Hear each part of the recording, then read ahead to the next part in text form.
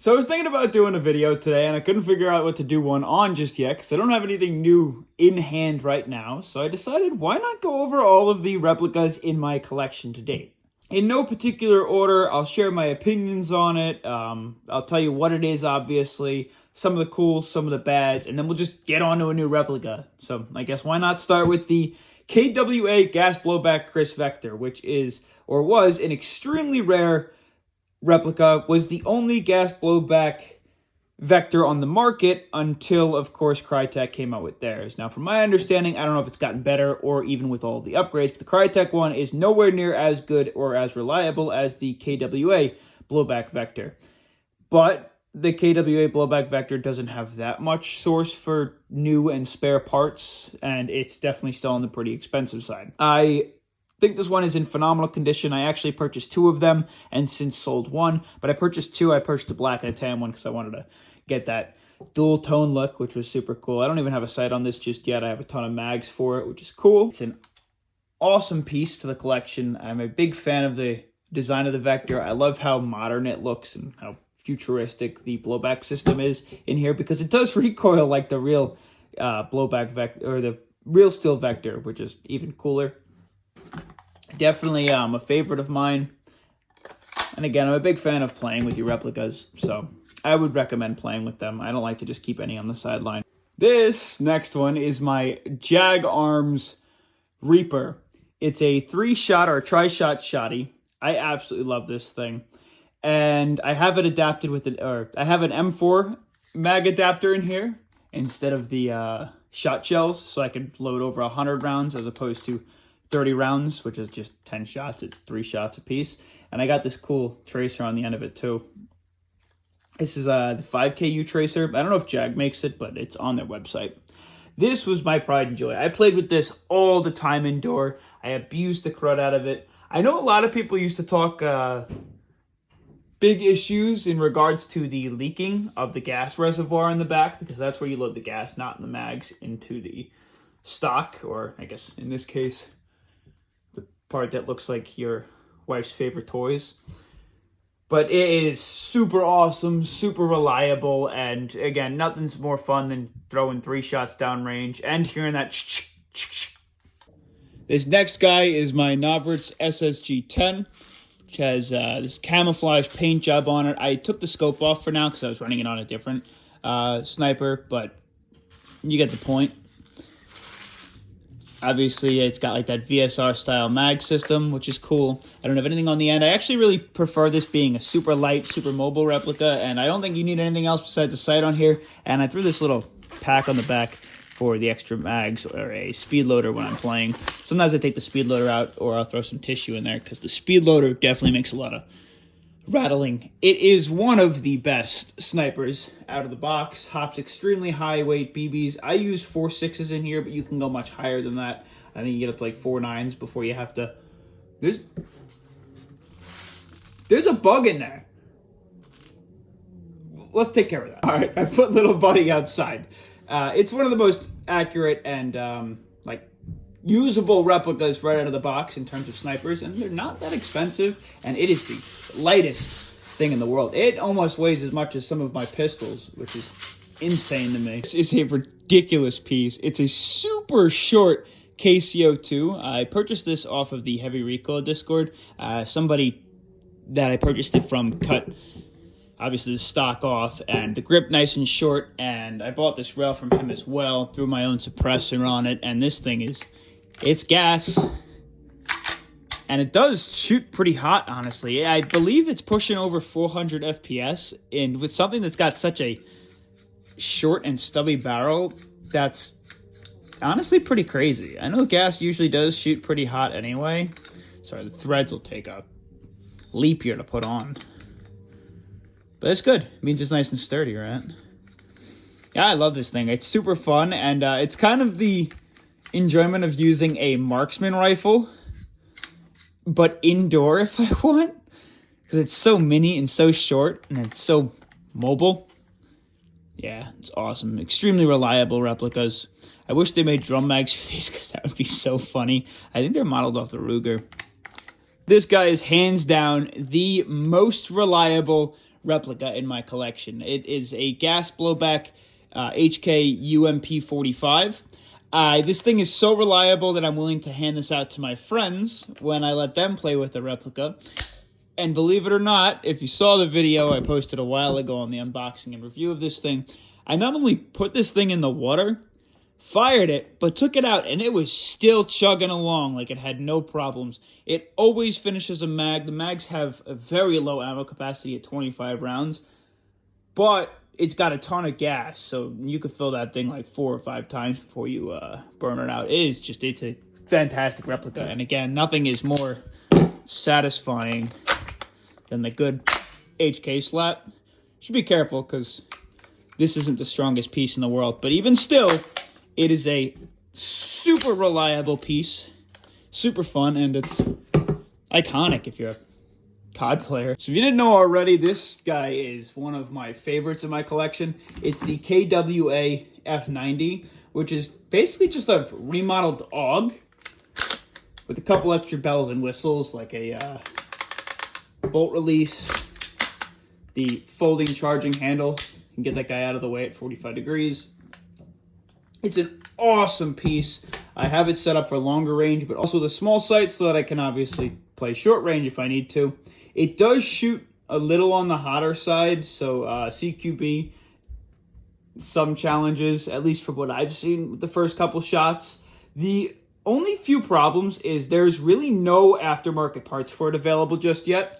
And 2 problems, the hop unit and the rubber, from my understanding, are proprietary for the F90, for the KWA gas blowback F90. So that's kind of a shame. It'd be great if it was like VSR compatible. And the mags are cool, but the feed lips are a little on the weaker side, and these bust on a lot of people. So if you overfill them and try and charge it, it can break, or sometimes they just bust because, you know, a lot of wear and tear. So, and they don't know how replaceable they are, or if you have to replace the whole cap. I haven't busted any of mine yet, but really hope that's not a problem. The other only issue that I have with this thing, and I guess it's just from manufacturer, and I've seen other people have this issue too, is on the bottom side of the handle. I don't know, KWA. What the? A lot of you may know I just finished building this guy out. This is my Tokyo Marui Gas Sega 12 with all the ITP upgrades on it. I got that big drum. I have this magwell flare. I got this big beefy foregrip. This thing is so cool. Threw a short barrel on there, and I even got that strobe light. This thing is so cool. I absolutely love this thing. Again, it's tri-shot. I have a drum mag on here. The drum mags hold 350 rounds. It is a blast to play with, and honestly, if I'm being totally honest with you, there is no better replica for CQB than the Sega 12, unless you're one of those HPA guys that like to play with these weird looking pea shooters, but that's not me. The Sega 12 is, and I promise you, if you're good, will dominate the indoor field. No questions asked. This is one of those ones I whipped up one day when I had 0 parental supervision. It is my sniper pistol. I designed this off of, or I built this off of a Nav SSX 23, Nav SSX 23, the non-gas blowback pistol. This guy just doesn't blow back. It's a single pull. Jeez, this thing is ridiculous. It's a fantastic pistol. It's super reliable. It's super accurate. It's super quiet. Little boring because it doesn't blow back, but yeah, I don't know. I haven't played with this yet, but I definitely intend to. This next cold-blooded killer is the Modify PP2K. It's basically your Russian MP7. Listen, let me put it this way. If you're going to purchase one of these, they're not that expensive, really. You can find them on sale a lot of the times, whether it be on Evic's website or on Modify's website. But I do not recommend buying these aftermarket. The reason being is a lot of the times they are sold on aftermarket because they're not that great, and that's because the original batch of these, the first batch, Generation 1, was not good. It had a couple issues. Now, you can purchase the fixing parts for the parts that broke or the issues that it had, but you could also just buy the new ones on their website. It's nice and easy. Unless, obviously, you can confirm with the person that it is, in fact, a second generation. And I'm not 100% sure how to check that until I break on the internals. or the mags. First of all, the mags need to have the black router. If they don't have the black gas router and this is orange or red, they are not going to seal as well up against the nozzle, and you're going to have some challenges. Also, there's a piece inside of here that is the nozzle stop. It came plastic in the first generation, broke all the time, and it was atrocious. So they made a CNC one, which you can purchase on their website, which is great. But if you don't live where they are, it costs an arm and a leg to ship. You're paying almost double the price for it. Lastly, they still had gas problems, especially in the gas mags. The extended mags had a really hard time emptying the entire mag. So go ahead. Don't be the guy who's like, more FPS means more better. Just get the low power Japan legal nozzle. If you get that nozzle, you're going to be able to empty the gas mags every single time. I posted a video on that as well. It is an awesome, downgrade or upgrade. It will lower the FPS a tad bit, but for a CQB aggressive replica, who cares? At least it empties the mags. Next guy is an awesome little beater. It is a GH M9G from Lambda Defense. Super cool. This replica's main feature is that it takes the mag that most of us already have, Glock mags. So if you're using the Glock mags already and you want to move up to a submachine gun instead of a handgun, there's your, replica for you.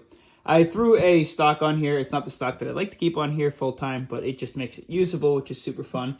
And all in all, this replica has yet to fail me. I haven't played with it too much. I know they came out with a bunch of parts aftermarket for it, and a ton of cool upgrades. You got the steel upgrades, you got the longer barrel upgrades, you got the longer handguard upgrades, which is cool. And I definitely want to do a series on this GHM9. I just haven't gotten there yet because, again, the upgrades get pretty expensive, and I've put out all of my own money for this, so we'll get there at some point. But it is awesome, super fun. It's got total ambidextrous controls, so for any of you lefties, this might be a good option for you. This next piece is the SSX 303 from Novritz. This is a cool one. I haven't played with it in a little while. However, it is a replica that I'd recommend, especially for someone new and starting in Airsoft. It is an extremely reliable, non-blowback, marksman rifle, you would say, because you can really fire off follow-up shots with a heavy trigger. It's just the SSX 23, so a pistol inside of this big extended body with an extended barrel. It's extremely light. It's never failed me before. Sometimes you'll have a double feeding problem, but I think that's just based off of how you pull the trigger, so it's almost entirely user error, and I have no complaints. I haven't used it in a long time, so it's since been broken down. I don't have the scope on it anymore or the suppressor that I was running. But like I said, this thing will not fail you. And if you're looking for something to get to the field, and I can assure you, you're going to get there and be able to continue playing without bringing more than one replica, the SSX 303 is for you. Next one is beautiful. This is the SRS. Again, another one of the phenomenal airsoft snipers that you can buy and play with right out of the box. There are a ton of upgrade parts for this. I have yet to use this in game. I did purchase it aftermarket because it's a little bit on the cheaper side. And I got the shorter one for mobility purposes. It is a bullpup, so keep in mind your barrel is still massive because all of your BBs load up back in here. The reason I haven't gotten to this is because the next replica I'm going to show you is the sniper that I use all the time, and I've also played with the Novritz SSS, and I haven't upgraded this one just because I haven't gotten to it yet. I keep going to play with the one that I like to play with, and that's cool and all. I don't know. We'll do an upgrade series on it, and I'll get to playing with this guy soon, maybe by next summer. But for now, I'm still in love with my Silverback TAC 41, which is made by the same company. Also extremely nice out of the box. It's a little heavier from, my feel, at least from how it feels. But it's also got all the upgrades on it. I do run the Novritz sight on it. And the only problems that I've had with this is when I first got it, the hop was slightly uneven, I guess you could say. So I had to readjust that after trying to figure out why I kept firing and veering off to the side no matter what I did. But after I got it zeroed in and started playing a ton, I've had this guy for about 3 years now, and it has been like a third arm to me when I play. I almost never bring anything else outdoor when I go to longer fields or larger fields. This thing is great. I think the reason I haven't upgraded the SRS or played with it is just because I'm so attached to the TAC-41. Now moving into some of the handies. This is my Nav SS P18. It's completely gold out. You know, just had to go for that old, nostalgic Call of Duty upgraded feel. It's a Glock remodeled with a more sturdy front barrel that's not as loose, so you get a little bit more accuracy. It's great because it's got a fun switch. Again, fantastic. It's reliable. The only thing that I do recommend is they first come with a standard Glock hop-up where you have to take the top off and it's got a wheel in the back. You can upgrade for a pretty cheap, like I think it's like 18, 20 bucks. Get the TDC hop-up outer barrel and the TDC hop-up chamber, and it works so much better. The hop stays zeroed in. I was having troubles with keeping it zeroed at first. I just threw this flashlight on the bottom with a laser. This was a sidearm that I purchased. It's I wanted it to run with my... There's a BB in there. I wanted to run this with my Sniper Scissors sidearm. This is the Tokyo Marui Extreme 45. If you don't know already, it's a high kappa platform that is only full auto. It is the fastest full auto airsoft gas blowback pistol on the market out of the box. This thing is snappy. It's crazy. But again, like I said, it's only full auto. And it flies. I got this as a bush clearer, so I figured, you know, I'm sniping, some guy gets close to me, right? He's in the bush, and I don't know if I'm going to hit the shot, but I've got to make it clean. And it absolutely clears house. This thing is super cool. And I would, I guess, recommend it, but I later switched out. I didn't wind up running this full time because, again, it didn't last very long because if you carried like 3 mags, you dump one whole mag with how fast it was in one burst, and then you had maybe 3 more shots out of the mags in order to protect yourself, so I switched to something else. This is my upgraded AAP. It's a sleeper build, which means that it is appearing almost entirely stock, except every single part inside here is almost upgraded, except for the bolt, because the bolt I've had some troubles with, but definitely a cool and super customizable replica from Action Army. I love the AAP01. That's why I have one that I also run as an outdoor sidearm. It's camoed so that it keeps me hidden, and this guy is completely stock. And I also have one that appears to be fully upgraded, but it actually came like this. This is based off the AAP01. It is the Tandem Cross Cthulhu, and this guy is fun to run on its own indoor as a primary. Next, you have this super iconic Desert Eagle. This is a CO2 replica that I wound up purchasing at a Airsoft flea market. So that was cool. It was used, and it's fun. It's heavy, it's chunky, and it does even have a full auto switch, which is cool, but it's very like... it's not the most reliable thing in the world, but it's a deagle. You gotta have a deagle in your collection. If you don't, what are you doing? And last, but almost certainly not least, is my Elite Force 1911 TAC. I love this thing. This is my current secondary that I run aside the sniper. It's a 1911, it's camoed. I know a lot of people are going to hate it, but there's a reason. I needed a sidearm that I can abuse, one that I can land on, one that I could drop, one that can get full of dunk and still work. And the Elite Force 1911 is just that. If, God forbid, anything busts, which it will not, but if it did, all the parts are purchasable on their website, which is super cool. The only thing is it's CO2, and I don't like CO2. I don't like the process of carrying around the cartridges and having to unscrew things to put it in. If it was gas, or if I could get gas mags for this, that would be sick. But for now, it works great because it's CO2 in the cold, no problems. And again, this is the best beater in my opinion. So I guess that's all my replicas.